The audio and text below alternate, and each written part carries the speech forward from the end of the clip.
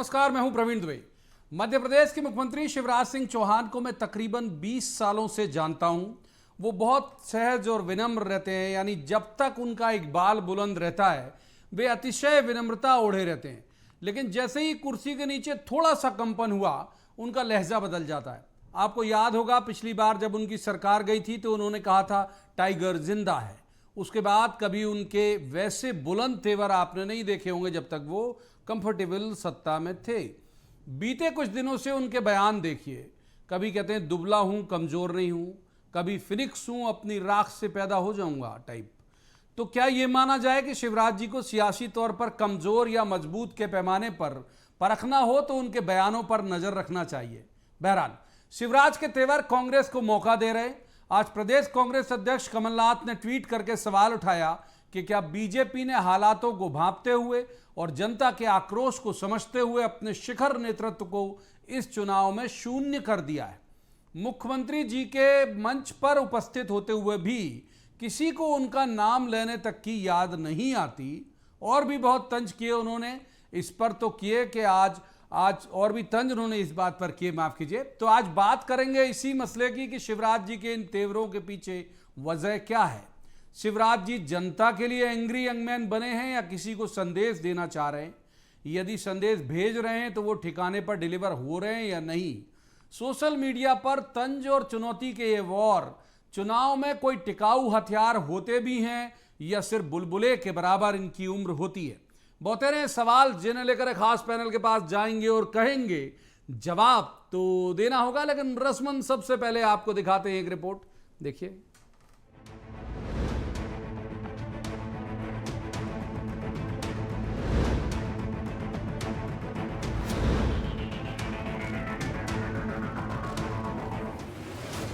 जब से बीजेपी ने एक तरह से मुख्यमंत्री शिवराज सिंह चौहान की निष्कंटक सत्ता को थोड़ा कमजोर सा दिखाने का प्रयास किया है, कांग्रेस को रोज उन पर तंज करने का मौका मिल गया। आज कांग्रेस के प्रदेश अध्यक्ष कमलनाथ ने एक ट्वीट किया कि बीजेपी लिख रही है असंभव को संभव और शून्य को शिखर बनाने का नाम बीजेपी है, जबकि बात और हालात ठीक इसके विपरीत है।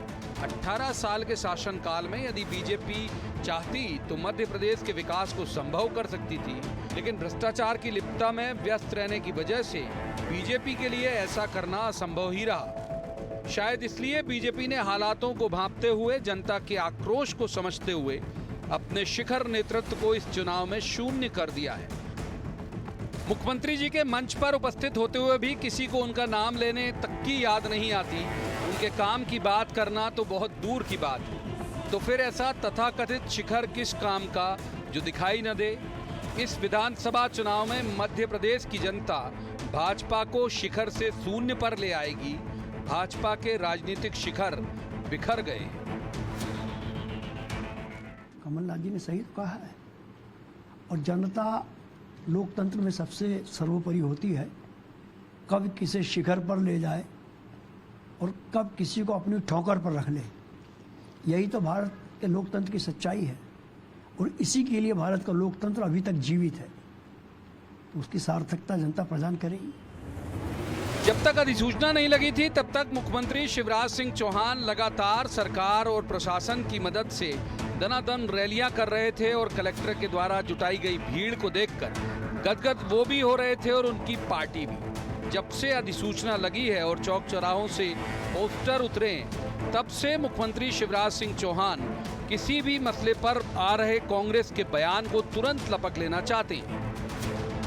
कल जब प्रियंका गांधी मंडला में थी तब उनके भाषण के विरोध में बीजेपी की तरफ से कोई बयान आता, उससे पहले शिवराज जी की टिप्पणी आ गई। उसके बाद आज फिर उन्होंने प्रियंका के एक मसले को लेकर एक टिप्पणी की।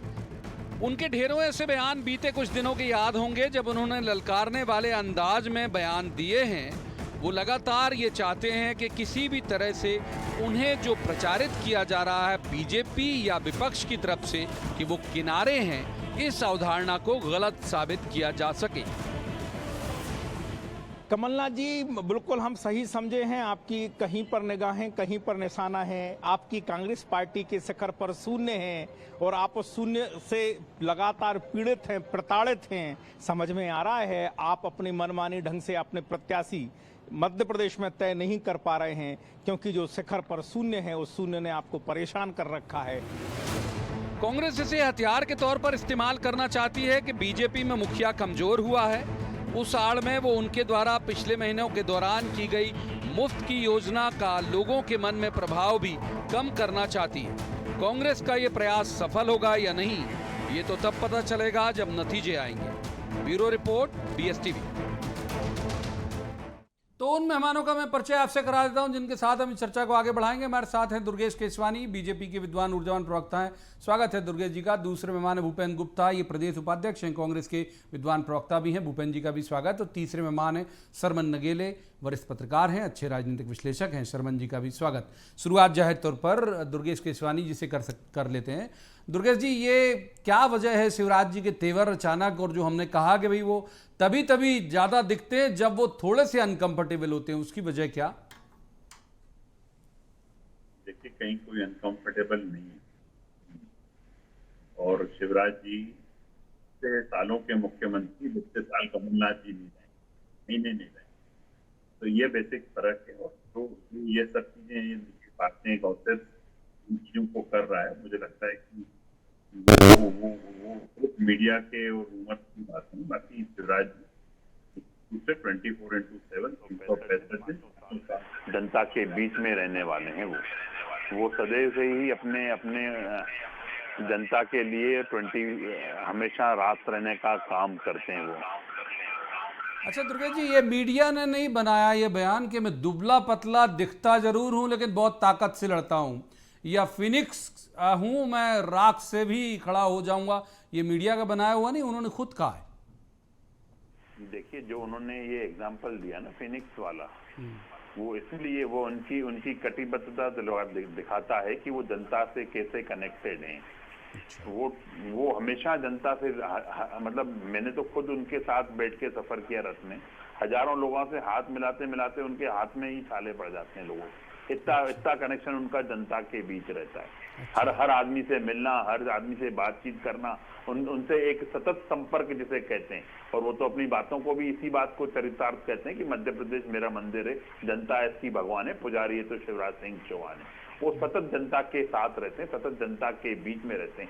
और जिस पक्षी की बात आप फिनिक्स वाली बात कर रहे हैं, तो उन्होंने भी ये कहा कि मैं अपने प्रदेश की जनता, मेरे साथ करोड़ों लोगों की दुआएं साथ चलती है। आप मेरे कांग्रेस कितना ही मेरे लिए दुष्प्रचार कर ले, कितना ही वो कर ले कि मेरे श्राद्ध के फोटो लगाने का काम करें, ये हमारी परंपराएं नहीं है। पर उसके बाद भी अगर आप उसको करोगे तो भी मैं अपने जनता से ऐसा प्रेम करता हूं कि फिनिक्स पक्षी की तरह आऊंगा और आपकी सेवा करूंगा। अच्छा। ये भाव है उनके मन का। ठीक है। और ये निश्चित रूप से वह भाव उनको शिवराज सिंह चौहान जननायक उनको जननायक बनाता। ठीक है, एक बार भूपेंद्र जी को निकलते हैं। भूपेंद्र जी, इनका बीजेपी का शिखर शून्य हो या भरा हुआ हो, आपकी सेहत में क्यों फर्क पड़ना चाहिए? अगर मान लीजिए ये शिखर जिसका हम जिक्र कर रहे हैं शिवराज जी, शून्य हो भी जाए बकौल कमलनाथ जी के ट्वीट, तो वो शिखर पे नए आदमी को बिठा देंगे, उससे फायदा आपका क्या हो रहा है? सर, क्या पूरे देश भर में विश्व गुरु जी ये प्रचारित करते हैं कि 2 इंजनों की सरकार है। अब 2 इंजन में अगर जो है 5 इंजन और लगा दिए जाएं तो ये सवाल तो कोई भी अंधा भी खड़ा करेगा कि भाई साहब क्या सेकंड इंजन बिगड़ गया जो 5 इंजन और लगा दिए। तो ये तो जो है ये सामान्य विषय है। और जो पाखंड और जो एक द्वैत ये फैला रहे हैं दिल्ली से, जो संदेश भेजे जा रहे हैं, वो तो जनता को दिखाई पड़ रहे हैं। अब कांग्रेस तो बड़ी चीज है, वो तो खुद बीजेपी को दिखाई पड़ रहे हैं। बीजेपी के अंदर खुद ही जो है दुर्गेश जी के नेताजी का भी गॉसिप कॉलम चल रहे हैं जो, और सुबह की जो क्लास लगती 4 प्रोफेसरों की, उसमें भी आप हालात देखें तो यही क्या सब चर्चा चल रही है कि भैया पाँव चलेंगे कि जो है उड़न खटोले में चलेंगे। ये जो समस्या है, ये समस्या भारतीय जनता पार्टी के अंदर की समस्या है। कांग्रेस तो केवल एक प्रेक्षक की तरह इस पे चर्चा कर रही है, क्योंकि आप ही कहते हैं कि साहब 2 इंजन की सरकार, दोनों इंजन लूट रहे हैं, अब 5 इंजन और आ गए, 7 इंजन लूटेंगे इस प्रदेश को। ये जो समस्या है वो समस्या है। आप अभी देखें, कल सजा की है डिप्टी कमिश्नर लेवल के 7 अधिकारियों को कल जो है सजा दी गई है, जिन्होंने जो है जनता के पैसे निकालकर अपने खातों में जमा कर लिए। ये जो इस लेवल का भ्रष्टाचार, जहां पर 100% कमीशन खोरी चल रही जिस प्रदेश में, उस प्रदेश में 5 इंजन के तुम 10 इंजन लगा दो तो 10 इंजन में बंटवारा होने लगेगा। तो ये जो प्रदेश की धारणा आपने रखी है सामने जनता के, 18 साल में जो सेवा के लिए मरे जा रहे हैं, छाले पड़ रहे हैं हाथों में, तो काय के लिए छाले पड़ रहे हैं? ठीक है, किसी माल जात के लिए तो छाले पड़ रहे हैं। ठीक है सर, एक बार तीसरे मेहमान को, दुर्गा जी आऊंगा, पहले तीसरे मेहमान को इन कर लूं, आपके बस उसके तुरंत बाद आपकी तरफ आ ही रहा हूं। सरवन नगेले को इन करते हैं। सरवन जी, जो एक बात कही उसकी आखिरी लाइन, ट्वीट जो है, हम एक्स कह लें, जो भी नाम बदल गया, ट्वीट जरा ज़्यादा जुबान पे चढ़ा हुआ शब्द है, तो जो उन्होंने सोशल मीडिया में पोस्ट किया कमलनाथ जी ने, उसकी आखिरी लाइन है कि भाजपा के राजनीतिक शिखर बिखर गए हैं। आपकी टिप्पणी? देखिए माननीय प्रवीण जी, मध्य प्रदेश का जो राजनीतिक जो वातावरण है वो इस समय बिल्कुल एकदम भिन्न होता जा रहा है। सारे के सारे राजनेता, चाहे भारतीय जनता पार्टी के हों या कांग्रेस के हों, वो अपने सुविधा के अनुसार लोगों के बयानों को, लोगों की टिप्पणियों को, लोगों के कमेंट को, उसको गढ़ रहे हैं। उनको जो सुविधा लगती है उसकी उस तरह से व्याख्या कर रहे हैं। जैसा कि जो आपने भी कहा, शिखर बिखर गए हैं और शून्य से शिखर और संभव से असंभव से संभव।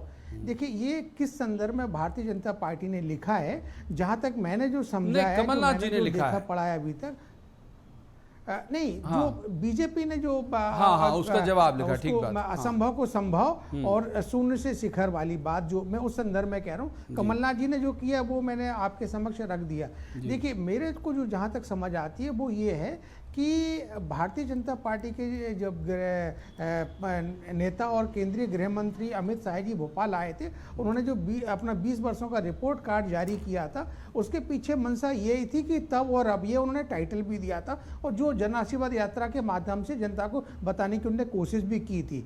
तो एक तो ये है। अब दूसरा ये है कि उसका कितना विकास हुआ नहीं हुआ ये एक अलग विषय है, लेकिन उस विकास को यदि आप देखें, उस पर जो जिस तरह से माननीय कमलनाथ जी ने टिप्पणी की है, तो वो अभी एक ग्लोबल हंगर इंडेक्स रिपोर्ट आई है, उसमें 125 कंट्रीज की रिपोर्ट है और भारत का उसमें स्थान 111वें नंबर पर है। अब जब 111वें नंबर पर भारत का स्थान है, जो कल ही रिलीज हुई है, तो निश्चित रूप से उसके आंकड़े राज्यों से जाते हैं।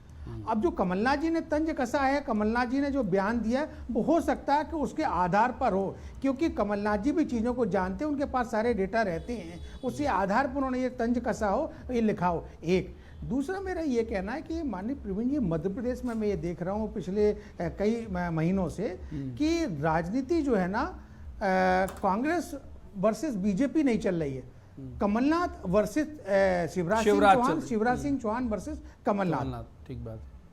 एक बार मैं इन कर लेता हूं, अब बिल्कुल आता हूं, आपके पास आता हूं। दुर्गेश जी को जवाब भी देना चाह रहे थे भूपेंद्र जी की बात का, मैं एक ऐड ऑन और कर देता हूं। दुर्गेश जी, जो बात कही जा रही है कि जो एक बार आपने एक लीडरशिप के साथ आप चुनाव मैदान में नहीं गए, तो क्या सवाल इसी वजह से ज़्यादा उठ रहे हैं, इसी वजह से ये सब कयास चल रहे हैं कि भाई आप तो क्लेम कर देते हो रणनीति है हमारी, लेकिन वो रणनीति को अपने अपने हिसाब से लोग परिभाषित करते हैं? देखिए, उनका काम है परिभाषित करने का, वो लोग कर रहे हैं। पर प्रवीण जी, आप वरिष्ठ पत्रकार हैं और लंबा आपका राजनीतिक अनुभव है और आप इस अनुभव को देख रहे हैं। हम हमेशा ही सामूहिक लीडरशिप में जाते हैं और सामूहिक लीडरशिप में ही हम आते हैं। हमारे कांग्रेस के जो काबिल प्रवक्ता साथी बैठे हैं भूपेंद्र जी, वो लूटने वालों की बात कर रहे थे। प्रवीण जी, किसी सरकार का अगर कोई रिपोर्ट कार्ड होता है ना, तो वो उनके मंत्री होते हैं और कांग्रेस की सरकार में कांग्रेस के मंत्री ने आके कहा था कि दिग्विजय सिंह ब्लैकमेलर है, दिग्विजय सिंह माफिया है, हमारी कांग्रेस सरकार प्रदेश को लूटने आई है।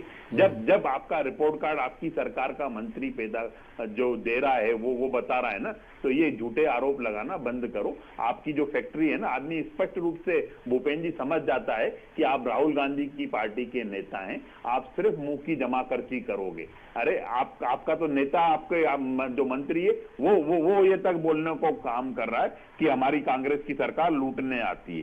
आपने डबल इंजन की भी बहुत अच्छी बात की, आप बार बार इंजन की बात कर रहे थे, डबल इंजन की। डबल इंजन की सरकार हमारी निश्चित रूप से जो जन कल्याण की जो नीतियां हैं हमारी, क्योंकि जन कल्याण से आपकी सरकार का कोई सरोकार नहीं था, आपने बंद करने का काम किया था। वह जन कल्याण की नीतियां हमारी ताकत है, वो जन कल्याण की योजना हमारी ताकत है, केंद्र की जन कल्याण की योजना हमारी ताकत है, हमारा देवतुल्य कार्यकर्ता ताकत है। हम जनता के हित में काम करते हैं 24/7, 365 दिन, 5 साल हमारे मुख्यमंत्री, हमारे प्रधानमंत्री 22 घंटे तक दिन में काम करने वाले हैं। वो जब आपके मन में कोई कसक होती है ना अपने समाज के लिए, अपनी जनता के लिए, ये चीजें तब उससे आती हैं और हाथ में छाले तब आते हैं ना। आप लोग जैसे वल्लभ भवन की 5वीं मंजिल से नीचे नहीं उतर पाते थे, हमारे मुख्यमंत्री हमेशा जनता के बीच रहते मुख्यमंत्री। भूपेन जी जवाब आऊंगा, दुर्गेश जी वक्त है। भूपेन जी जवाब आप दें जो दें, उससे पहले एक सवाल मैं अपना और आपके साथ भी जोड़ देता हूं कि ये बात तो है कि भाई जो मुफ्त की योजनाएं शिवराज जी ने शुरू करी, ये उसके मिश्रित जो है वो आकलन आ रहे हैं कि हो सकता है प्रभाव डाल जाए, हो सकता है बाउंस बैक कर जाए, मतलब कुछ तो भी। तो उस योजना को काउंटर करने की रणनीति तो नहीं है कि शिवराज पे अटैक करो, योजना अपने आप सेकेंडरी हो जाएगी, जैसे शर्मन जी भी संकेत में उसी तरह इशारा कर रहे थे। देखिए, शिवराज जी की तो कोई योजना है नहीं, ये सब चोरी की योजना है। हमारी जो है हिमाचल प्रदेश की जो योजना है, वो योजना चुरा के आपने जो है लाडली बहना बना ली, और बहना में भी आप सौदागिरी कर रहे हैं। अगर आपको 1500 रुपए देने थे तो पहले दिन देने थे, फिर 1000 ले लो, फिर 1250 ले लो, फिर 1500 ले लो, हम 3000 भी देंगे। आप वोट की कीमत लगा रहे हैं। आप जनता को क्या कहना चाह रहे हैं? आपके मन में कोई सोच नहीं है। कमलनाथ जी ने कहा हम 500 रुपए में गैस की टंकी देंगे, आप 450 पर उतर आए। 10 साल से ठग रहे हैं इस प्रदेश की जनता को, 10 साल से आप लूट रहे हैं, 1200 रुपए में टंकी दे रहे हैं, और आज वोट की जब मौका है, चुनाव का मौका है, तो 450 रुपए टंकी देने लगे। चर्चा जो कह रहे थे विश्वगुरु हमारे कि हम जो है टंकी पे पैसा कमी नहीं कर सकते, हमने तो जो है सब्सिडियां खत्म कर दी, वो चर्चा भी अचानक जो है 500 रुपए उन्होंने घटा दिए। कैसे घटा दिए? ये जो है इसका मतलब आप ठग रहे थे, भागखोरी कर रही थी सरकार। ये जो सवाल है इसका जवाब नहीं देते हैं। हमने कर दिया, तुमने क्या कर दिया? जेब से कर दिया क्या? आप जनता को ठग रहे थे। आपने हमेशा ही जेब से किया है, जनता जानो यार। आप 60 सालों से जेब से ही करते आ रहे हो भूपेन भाई। कुछ तो मर्यादा रखे अपन बात करें, कुछ तो मर्यादा इतने बड़े चैनल पर बैठकर आप इस तरह की बातें सुन लेते फिर आपकी बारी में वो बीच में बोलेंगे तो शोर जैसा लगेगा। तो सुन लेते, बस आऊंगा आपके पास। आप 10 साल से क्या कर रहे हैं बताइए? क्यों महंगा था ये? आज आपने कैसे घटा दिया उसको? बताइए, इसके जवाब दीजिए। आप सब्सिडी खा गए जनता की। आपने जो है ठीक है, शर्मन जी को एक बार इनका लेता हूँ। आता हूँ शर्मन जी को इनका लेता हूँ। शर्मा जी, एक हम देख रहे हैं लगातार जो जिसकी तरफ इशारा आपने भी किया कि भाई ये चुनाव जो है वो शिवराज बनाम कमलनाथ होते चले जा रहा है धीरे धीरे। तो क्या वजह यही है कि प्रियंका गांधी अगर मंडला आती हैं, अभी तो अधिसूचना लगी हुई है, पार्टी को भी रिएक्ट करना चाहिए। पहला रिएक्शन सबसे पहले शिवराज जी का आता, कल भी आया, आज भी आया। तो वो लगातार ये चाहते हैं कि भाई ये इलेक्शन उन्हीं के इर्द गिर्द चलता रहे। इसी वजह से सोच के ही पके हुए राजनेता हैं, जाहिर बात है, तो सोच के ही बयान दे रहे हैं हर तरह के। देखिए माननीय प्रवीण जी, बिल्कुल सही कहा आपने कि माननीय शिवराज सिंह चौहान जी जब कोई अपनी बात रखते हैं ना, तो पूरी स्टडी और पूरी तैयारी के साथ उसके इशारे जो है राजनीतिक कई तरह के जाते हैं, जो बार बार वो अपने आप को फ्रंट में खेलने की कोशिश कर रहे हैं, और वो फ्रंट में हैं भी। फ्रंट में कमलनाथ हैं तो फ्रंट में शिवराज सिंह चौहान जी भी हैं। भले उनके नेता के देश के प्रधानमंत्री माननीय नरेंद्र मोदी जी हाल के 3 दौरों में आए हैं, वो सागर, भोपाल और ग्वालियर और जबलपुर। इन 3-4 दौरों में उन्होंने उनकी किसी भी योजना का जिक्र नहीं किया है। एक दूसरा, यदि लाडली बहना इतनी फ्लैगशिप स्कीम है राज्य सरकार की, तो कम से कम माननीय मोदी जी को उनकी बात करना चाहिए थी, लेकिन उन्होंने एक भी बार उसका योजना का नाम नहीं लिया। और दूसरा, उसमें मेरा एक और कहना है कि देखिए माननीय नरेंद्र मोदी जी मध्य प्रदेश का चुनाव वो केंद्र सरकार की योजना नरेंद्र मोदी वर्सेस कांग्रेस करना चाहते हैं, और वहीं जो है ना मध्य प्रदेश में चुनाव जो इस समय जो चल रहा है वो शिवराज सिंह चौहान वर्सेस कमलनाथ चल रहा है। इसीलिए माननीय नरेंद्र मोदी जी बार बार अपनी योजनाओं की बात करते हैं, बार बार कांग्रेस। महत्वपूर्ण बात कह दी आपने, अब इसमें इन करना पड़ेगा दुर्गा जी को। महत्वपूर्ण बात है, दुर्गेश जी, नरेंद्र मोदी चाहते हैं कि एमपी का इलेक्शन भी, शर्मन जी का भी आकलन है और कमोबेश दिखता भी है कि एमपी का इलेक्शन भी नरेंद्र मोदी वर्सेस कांग्रेस हो, और शिवराज जी चाह रहे हैं कि एमपी का इलेक्शन शिवराज वर्सेस कमलनाथ हो। सहमत है आप इस बात से? देखिए, हमारे यहाँ कोई भी चाहत का काम होता ही नहीं है। अच्छा, कि अगर मैं चाहूं तो मैं ये बन जाऊं, ऐसा संभव नहीं है प्रवीण जी। हमारा, मैंने कहा ना, सामूहिक निर्णय है हमारे यहाँ पे। निर्णय हमारी प्रदेश के नेतृत्व, केंद्रीय नेतृत्व करता है, प्रत्येक कार्यकर्ता की चिंता करता है। आज अगर माननीय शिवराज जी 18 सालों से ज्यादा मुख्यमंत्री रहे, तो ये हमारे नेतृत्व का वो है, उनकी नहीं है। उनको आज अगर हम किसी दूसरी व्यवस्था में दायित्व देना चाहेगा हमारा नेतृत्व, तो वहां करेंगे। हम कार्यकर्ता के भाव से राजनीति में काम करते हैं, और हमें जो दायित्व देने का काम हमारा नेतृत्व करता है, हम उसको निर्वहन करते हैं। अब भी आप देखेंगे प्रवीण जी, 230 कैंडिडेट जब डिक्लेयर होंगे, तो हमारे सभी कार्यकर्ता प्राणपण से जुटकर उनको जिताने का काम करेंगे, क्योंकि ये हमारे संगठन ने जो नाम दे दिए वो फाइनल है, और हमें सबका मिलकर काम करना है। ये हमारे संगठन है, और हम अपने संगठन को सर्वोपरि मानते हैं। चिंता वो करें जिनके लिए पार्टी ही वो है, उनकी जो परिवारी को पार्टी मानकर आगे बढ़ते, चिंता उनके लिए कि कैसे प्रियंका जी को खुश करना है, कैसे राहुल जी को खुश करना है। आपने देखा कल के उसमें ही कैसे 3-3 बार अलग अलग चीजों को पढ़ना पड़ा उनको, तो वो उनकी स्टडी नहीं है। बाकी ठीक है, भूपेन जी को इन करता हूँ। भूपेन जी, आप सहमत हैं इस बात से क्या कि शिवराज जी इसी रणनीति पे काम कर रहे हैं कि इलेक्शन उनके इर्द गिर्द हो, नंबर 1, और नंबर 2, क्या आपको फायदा होगा कि इलेक्शन शिवराज बनाम कमलनाथ हो या बीजेपी बनाम कांग्रेस हो? देखिए, जो अभी दुर्गेश जी ने बात की, दुर्गेश जी कभी कभी बहुत सच्चाई की बात करते हैं कि इनके यहाँ बहुत सामूहिक निर्णय होता है। तो सामूहिक निर्णय की बात अगर इनकी अवधारणा को मान लिया जाए, तो इसका मतलब है कि इनकी पार्टी ने सामूहिक निर्णय लिया है कि इंजन नंबर 2 को अपन को जो है मेंटेनेंस के लिए रेस्ट देना है। तो ये मेंटेनेंस के लिए उसको बार बार हटाते हैं, वहां से आते हैं विष्णु जी, और वो ये कहते हैं कि साहब जो है केंद्र की योजना है। वैसे एक छोटी सी मैं इंटरप्ट करूंगा, मेंटेनेंस की जरूरत आपको, आपकी पार्टी को ज्यादा है। सुन लेते देखो दुर्गा जी, आप बोलते हो तो भूपेन जी मौन रहते हैं, प्लीज।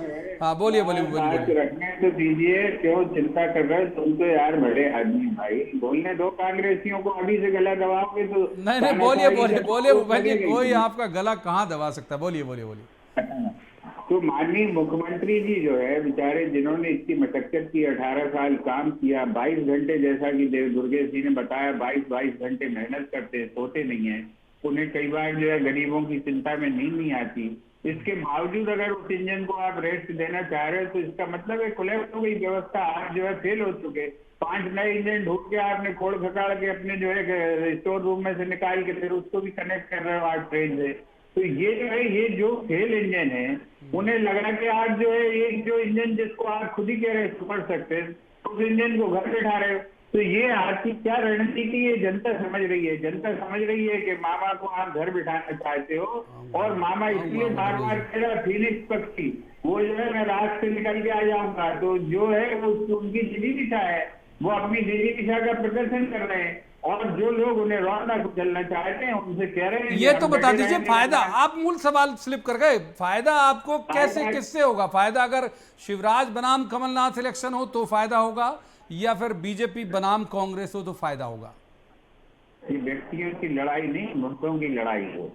इन्होंने महंगाई से लोगों को मार डाला, इन्होंने जो है भ्रष्टाचार से लोगों को लूट डाला, इन्होंने झूठ बोलकर समाज में जो है दंगे फसाद कर दिए। तो पहले एक बार शर्मन जी के पास जाना चाहूंगा। लड़ाई जो है उसकी है। अब जो है मोदी, ठीक है, लड़ाई मुद्दों की है। शर्मन जी को इन कर लेते हैं सर, सप्लीमेंट्री ले लिया आप। शर्मन जी को इन करते हैं। शर्मन जी, अब एक और इसका बिटवीन द लाइन समझते हैं।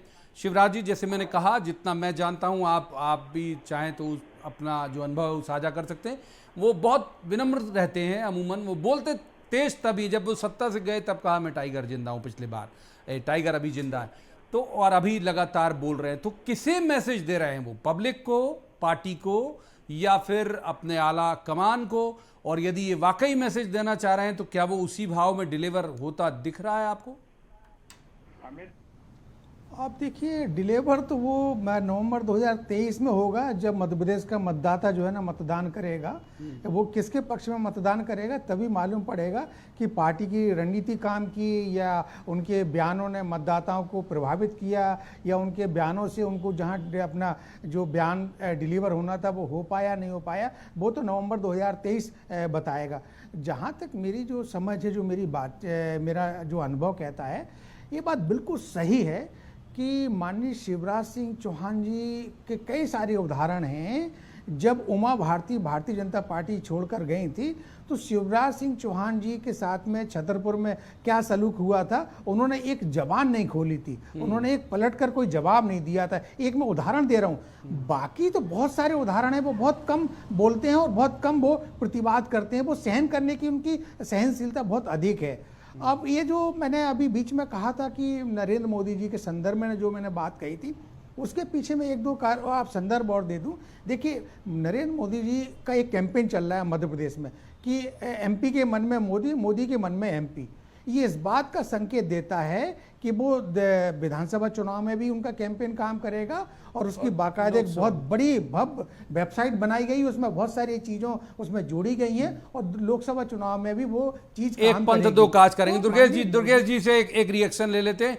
दुर्गेश जी, सोशल मीडिया पर जो वॉर चल रहे हैं, मतलब जाहिर बात है कि भाई अगर शिवराज जी कुछ बोल रहे हैं या ट्वीट कर रहे हैं, या उनके बेटे कार्तिकेय या पार्टी आपकी अगर कर रही है तो योजनाबद्ध तरीके से कर रही है, और जवाब भी अगर कमलनाथ जी का आता है या कांग्रेस का आता है तो योजनाबद्ध तरीके से आता है। ये वोटर के मानस में बैठ रहा होगा आपको लगता है, या फिर केवल बुलबुला है?